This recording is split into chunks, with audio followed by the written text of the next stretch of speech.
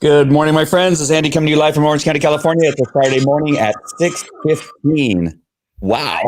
Sorry, I was writing my post to say I'm going live. Oh, that's what I'm how doing. are you, Hedia Falco Miramati?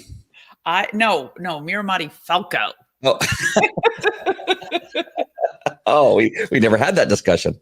Oh no, yours has to be last. Okay. Is that the position of honor? Yes, of course. Oh, okay. Awesome. Excuse me. It's funny. I had a post, and I'm not sure if you've seen it yet. I saw it on Twitter. I was just going through a little bit of Twitter, and I try not to post on Twitter other than our lives. But a woman here, let me see if I can try to find it. She wrote that she was so happy that she went on a date, her first date. The best thing that's about her husband. The first thing my husband did on our first date was choose the restaurant, order the food for us, and take us for ice cream afterwards. I didn't have to make a single decision. Nothing is sexier than a man who knows how to lead. And I go, you know what? I got to post that and see what other women think. If you've not had a chance to see it, you'll see a virtual plethora of people that are like, oh, how disgusting, to, oh my gosh, that's fantastic. Wow. Yeah, you know what? And that represents all the opinions. It's so true. And I thought for a minute it was the age, because I sat somewhere in the 20s, the younger girls, they would say, no, I'm much stronger. I cannot have a man tell me what to do. But then there were a couple people that said they were married for 40 years and I've never had my husband order for me. How disgusting. Well, I think what we should try to find out is, are most of the ones saying yes, the ones that are single? Because if you've been a single parent or a single woman for a long time, you're just like, I just need somebody else to take charge. I just can't do this anymore. And the reason this is so fascinating is because one of the things that Hedia said when we first met is that I didn't even know that I did it. And maybe that's a flaw. I don't know. But I said, no, you're coming with us to lunch. And then we went to this place, and it was, you found it interesting and kind of, I loved it. That you loved that I kind of took charge of the situation. I mean, let's harken back to the first take charge moment where I was deserted by a dear friend of mine who left me with you, a complete stranger, at a giant conference. And I was like a deer in headlights. I was just like, oh no, what do I do? Do I sit here like uninvited? Like, what do I do? Or do I get up and go find a seat somewhere else? And you looked at me and you're like, I got you. Just sit here. You'll be fine. We'll be fine. And I was like, oh, I loved it. That was awesome. Such good stuff. But then when you shared with me later, I just thought, well, all right, I did the right thing. I didn't know I did the right thing, but I did. And continue to do so. Well, good. It's a pleasure. This has been an amazing time. So before we go much further, I just want to make sure, because sometimes we have new people joining. It seems we have new people joining all the time. So just to make sure, you go to livingfearlessdevotional.com to go to the podcast. That's the audio version of what it is we're doing today. And you can subscribe. That way, if you miss our live, it will tell you an alert on your phone when you subscribe that we have a new episode up. And so that way you will always be able to stay with us and stay connected and stay part of our family. While you're there, you want to make sure and give 5 stars. Here's what it's going to look like when you go there. It's at Apple Podcast, and you get 5 stars, and then you give us a very good rating. That would be our testimony. That would be good. Or review. That's what it's called. And then if you prefer to listen on iHeartRadio or one of the other ones, Spotify, you can go there and do that. Got a couple people joining. Hey, Bev, nice to see you. Totally Andy. I am learning. Amy, nice to see you. Oh my gosh. Amy from my show last night, which was just one of those impromptu shows that I hopped on because I was a little bit moved through what was here, what was happening in the news. And I go, you got to wake up. You got to stand up. And I go, Amy, I haven't seen you post lately. Well, she posted, and then she got some wrath from some of the people that follow her. And she goes, see, that's why I'm exhausted. I'm exhausted from these people. So much fun. I love our family. Our family is growing all the time. and globally. Like I said, like we just said, Dominican Republic yesterday, India before that, Pakistan before that. I mean, it's Yes. really So cool. if you're from another country, please let us know. Just say hi from whatever country you're from, because we love that. That is so cool to be reaching people, just to be together from all over the world. Yeah, and especially if you are of another faith. Yes. That's really, really cool when we can have a discussion. That just goes to show the world that people of differing faiths and countries can have a conversation and talk and learn from each other. And it cannot, and it's not all about who, it's not these boxes that you're put in. We're people, and we just come from different places and different things. And it's great to be able to talk and listen and learn about each other. I love learning about the Jewish faith. I love learning about Muslim. I mean, your history, and I'm learning so much about Islam and all the things that you've been through. It's been amazing. Scientology. I used to work for Scientology on a contractual basis, not in Scientology. And these things are amazing. They really interest me. So I love to hear from other people. All right. Anything else before we start the devotional? Nope. All right, cool. All right, let's get into the devotional. We're reading from Utmost for His Highest by Oswald Chambers.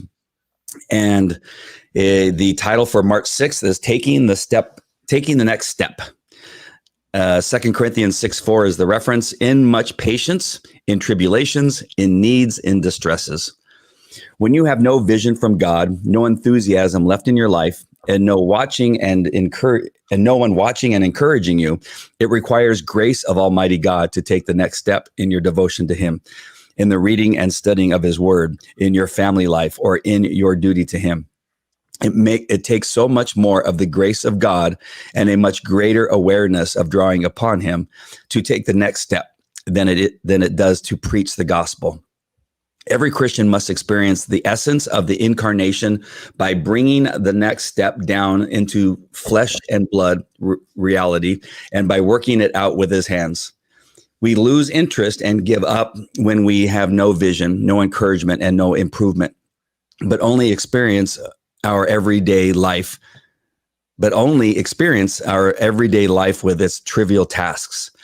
The thing that really testifies for God and for the people of God in the long run is steady perseverance, even when the work cannot be seen by others. And the only way to live an undefeated life is to live looking to God. Ask God to keep the eyes of your spirit open to the risen Christ, and it will be impossible for drudgery to discourage you. Never allow yourself to think that some tasks are beneath your dignity or too insignificant for you to do. And remind yourself of the example of Christ in John 13:1-17. Oh, so many commas in that one. The commas trip me up. So I went first yesterday, Hedia. So let's, you had a lot of oohs and ahs when I read it for you the first time, and like a big sigh of wow, this is a powerful devotional. So what is it that stuck out to you in this devotional? Where to start? So first, just in case people are not familiar with the John 13, that is at the Last Supper, where Christ knows that he's going to get crucified and he's going to his physical death. And he also lets out a sigh, and he's like, okay, takes off his coat, puts on a towel, and starts washing the disciples' feet. And this is when he lets them know that one of them will be a traitor. And he washes their feet and is basically teaching them, this that I do for you to make you clean and to make you a part of me, I want you to do for my servants. In other words, remember that no matter what happens, look to me and what you're doing for me. And I think Apostle Paul is the greatest example of that, because he was shipwrecked, he was beaten, he was harassed, he was just constantly facing suffering. And he persevered because he wanted to become more like Christ. So he wanted to be like Christ in death and in life. So it's just such a great example when even the smallest things start to make us feel defeated, to look up and to not look down, bring heaven down, not hell up. as Pastor Mark says. So Yeah. sometimes it's difficult. And as I mentioned before, like I go through the process of visualizing what I experienced after my baptism, of feeling like the Holy Spirit descending down on me and what, like being washed in that light.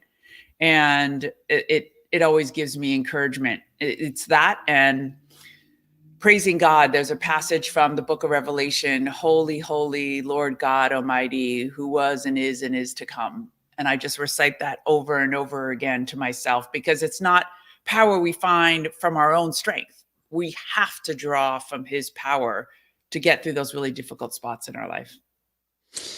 All right. Well, that's it. Goodbye. So much goodness there. So much good stuff. Just to answer the question that Sue had, she answered it. But yeah, it's My Utmost for His Highest. It's a devotional that we're reading from. And you don't, I mean, I always encourage people to buy the book, because I just want to support the organization.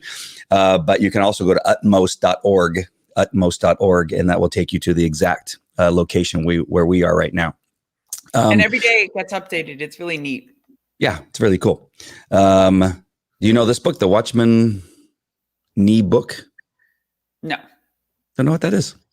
Sue is a fellow Viseo person. I don't know how you say that. A friend of mine from Viseo. Yeah. And so, so many things I think that you and I are going through, again, to bring this always back around to us, is that as we are learning from each other, the thing of, oh gosh, let me actually go to a section here. That it will be that to never allow yourself to think that some tasks are beneath your dignity or too insignificant for you to do, and remind yourself of the example of Christ in John 13:1-17. And of course, the children do that to us, right? I mean, really, I mean, you've had one child for a while, which is clearly, I mean, I had one daughter for a long time before I had the 4 added to make 5.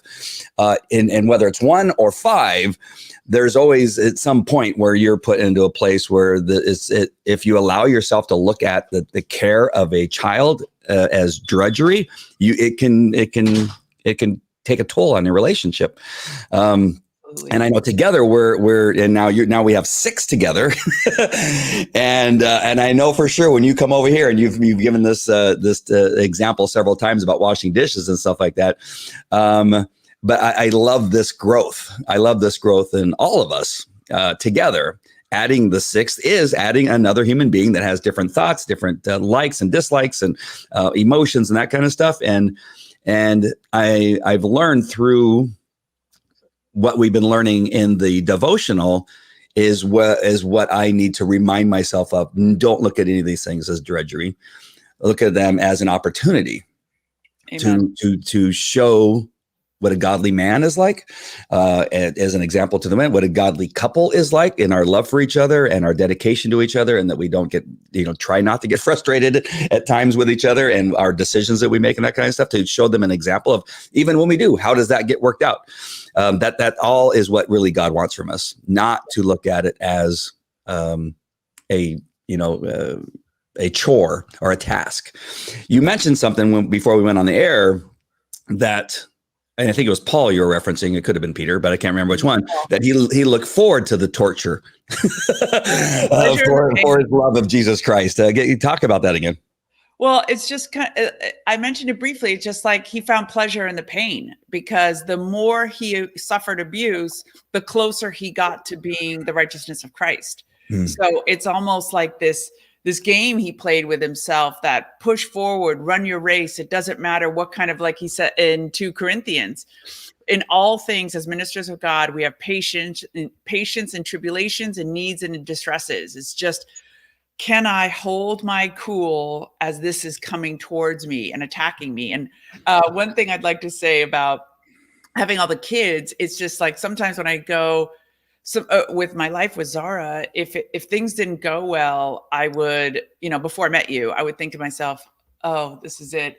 I've ruined this one chance I've had to create this good human being. I'm worthless, you know? And then now with yours, I'm like, if something is going wrong with one, I'll just go over to the other ones. I'm like, oh, these ones, this will work. I'm like, this is gonna make me happy. And then I'll just move into another room and be like, okay, let me try this now. It's just like, there's so much opportunity, so much opportunity to get something right. So I love that. Yeah, now that you bring it up, I think I sometimes do the same thing.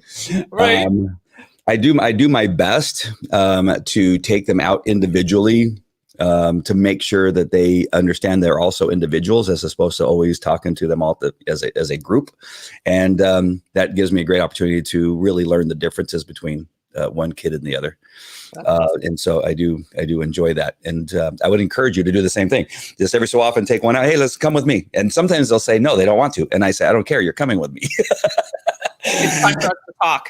Yeah, we'll just go out and we just like, oh, how's school going? What's going on with your friends? What's going on with boyfriends and girlfriends and all that kind of stuff. And it is a really good time. Yesterday, out of the blue, I told Kelly, hey, we're going to go drive my truck. So we got in the car and we went to the commercial area around the house. And Ray goes, I want to go. I want to see what's going on. And so those are just really good times to get to know each one of them and building those skills to working with each one of the kids as an individual. And I'm not sure why I got on that whole thing, but you were just talking about how you move around from one to another. But it is a good time. It is, and I know parents do this, where you can pick favorites. And you tend, and I know parents that have done this, don't, and it happened in I was a family of 4, and it was very clear who they liked in the family and who they, kind of tolerated in the family. The parents had their favorites. Unfortunately for my brother and I, it was the girls. And so, that would have been really good for them to do the same thing there. Let's see, I got an answer on the question. Many Christians warn, I thought I saw something else. Maybe, wow. Yeah, I don't know what I was saying. That's about the book. So we're going to have a slightly deeper discussion, I think, between Sue and Amy's opinions of this teaching of Watchman Nee. I gotcha. Oh, very cool. I love those discussions too. What else? Anything else on this devotional that we have not addressed? Well, I hope we can encourage people that it's not always rainbows and unicorns. Sometimes it can be very, very difficult following Christ, and especially when you don't hear anything. I mean, there's times when I'm in the wilderness and I'm thinking that God's left me there to die. Like the Jews, like, did you bring us here to die? Before you reach the promised land. And you just got to be patient, because those are the times in which you grow, when He teaches you the fruit of the Spirit: patience, forbearance, self-control, kindness, most of all, love. I remember now, just with what you said, I went back to the devotional, why we kind of focused on the family here, because that's the name of an organization, Focus on Family. And this is where all the commas are. But it's an important paragraph. And it says, when you have no vision from God, no enthusiasm left in your life, and no one watching and encouraging you, it requires the grace of Almighty God to take the next step in your devotion to Him, in the reading and studying of His Word, in your family life, or in your duty to Him.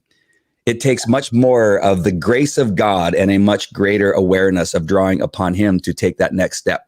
Yes. Than it does to preach the gospel. And that's kind of, I think, where I meant to go earlier, and it just kind of all got jumbled up together, is that back to the discussion that I had, where I know this happens, where your parents will focus on the one kid because they just prefer to spend time with that kid.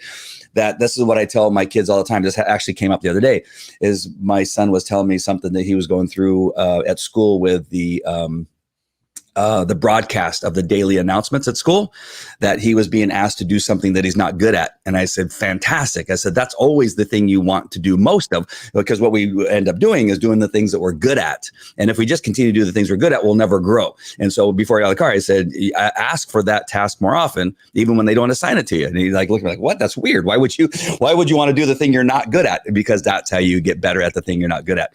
And that's kind of what I'm reading here, is that, look for those opportunities. And I think that's also when you were talking about Paul, Yes. Looking for that opportunity to be tortured is that, hey, this is my opportunity to show my love of God and Christ, and to be the man that He's actually asked me to be. And actually, for us too, if you think about it, we haven't been the greatest spouses and parents throughout our lives. Right. So our first ministry is definitely these children and this family, and so. You and I know, are making a constant effort to not see that as drudgery and not get bogged down and focus on what God is trying to bring forth in us and in them, by having perseverance and patience and love and walking with Christ. Because it's not, it doesn't necessarily come naturally, at least not for me. It doesn't come instinctively, in other words. It's something that He's bringing forth in me. Oh, wow. No, you fooled me. You're doing a great job. You're doing a great job. It's all Him. I mean, you had to jump right in. I mean, I got COVID as soon as we met, and I was in the hospital and I disappeared on you for a week. Yeah. And most people, like, they take a while before they introduce their kids. And yeah, no, we didn't have a chance. Yeah, we were the Brady Bunch from day one. Frank says that is an excellent advice. Until today, I've always attempted to avoid the things that I'm not good at. Awesome. Yeah. Oh, walk with the Lord and you will do every single one of those. Yeah. That has been a philosophy forever. And again, I'm going to come back to dog training for a second, but dog training is the same way. Police work is the same thing. In the academy, I hated traffic accidents. I hated them. And so there was a short period of time where I actually went and I actually took some of those calls, and I despised traffic accidents because I just had to get better at them. So I didn't despise them so much. I still didn't like them, but I did get better at handling traffic accidents. They're just a pain. It involved numbers, measurements, and crap. I hated it. All right. Before we leave, I wanted to bring up this event that our church is having, and it is called the Stand Courageous event. And it is for men only. I'm taking my 14-year-old son.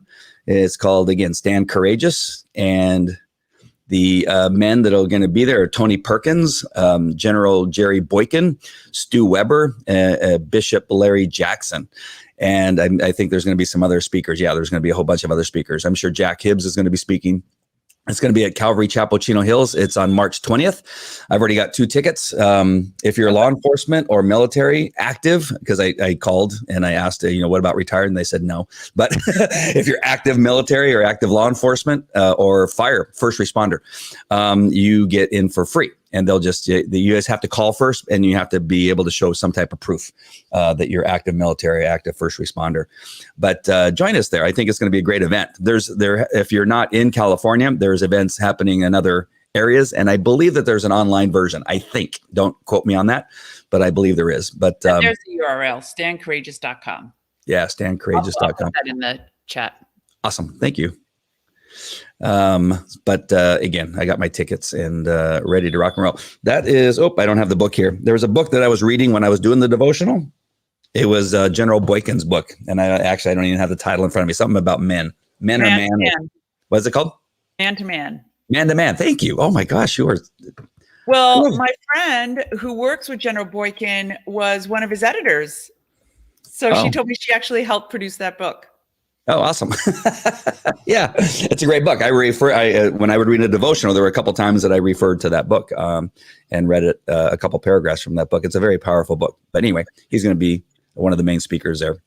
But join us there on March 20th, Calvary Chapel, Chino Hills. And there's no excuse not to be there if you're a man. I think it's a great opportunity to go, other than maybe you're not in town. I guess that's a good excuse. Any other thoughts on that or the devotional before we sign off? I think that's it. I don't think I missed any of the comments here. I think we got them all. Sue Carney, thank you for joining. I'm so happy that you joined us. Like I said, every so often we get somebody that we don't recognize that comes on. I recognize them as friends, but sometimes they join us for the first time. And what about Frank? Do you know him? Yeah, Frank is the brother of my high school girlfriend that I went to prom with. Oh, right. She was a cheerleader. Frank. Yes. Okay. Nice to meet you, Frank. Yes. Hey, Paul Byer, nice to see you. Paul's just joining us. I worked with him at Anaheim Police Department. It's okay. You can watch the replay. It's all good. All right, my friends, it has been amazing as usual. Make sure and again, go to our podcast. You go to Apple Podcast and put in Living Fearless Devotional, or you can type in fearlessdevotional.com and then go there and subscribe to our podcast. That way, if you miss any of our live broadcasts, you can listen to us in your car driving somewhere. All right. Anything else, Hedieh? That's it. Have a beautiful day and God bless you. All right. We love you guys. Take care. God bless.